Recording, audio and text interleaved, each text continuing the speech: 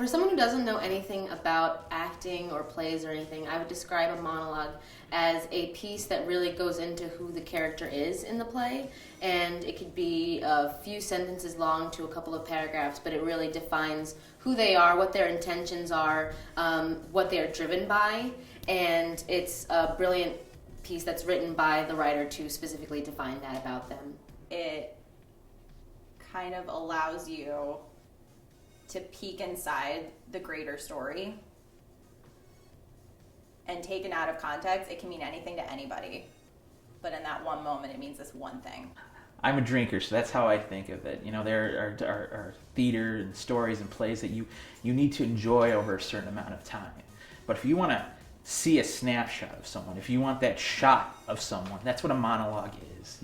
You see that character in their most raw moment. You see what's most important to them, because you know, we look at monologues and sometimes they're 2 or 3 minutes, which may seem long to someone, but it's a time where they're trying to give out tons of information in a very concise moment. Words that really ring true to me are when Meisner said acting is living truthfully in imaginary circumstances. So to me, a monologue is a character that you and a playwright have created, externalizing something that's happening internally so the audience can be along for the ride in your truth in an imaginary world.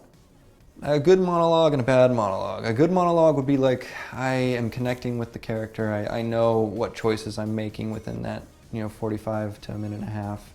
I'm, you can see the things coming over my mind rather than it being just like I'm reciting words. And a bad monologue misses all of those. A bad monologue will you're not inspired. It's just like, oh, this guy's saying words on screen, he doesn't understand what's happening within this world that he has put himself into for the last, 45 seconds. But I think the key thing that you have to look for is a piece that you connect with, that you see a little piece of yourself in, and that you can relate to, not just embody.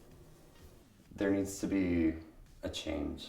There needs to be a change in character, whether that's good or bad for that character. That way it can be a roller coaster. It can show what is happening, a range of things that can happen, and just spark up some intrigue. I'd say rhythm is a big thing for me. I love it when words kind of dance or sing to you, if you're visual or audio. And it just becomes easy to say.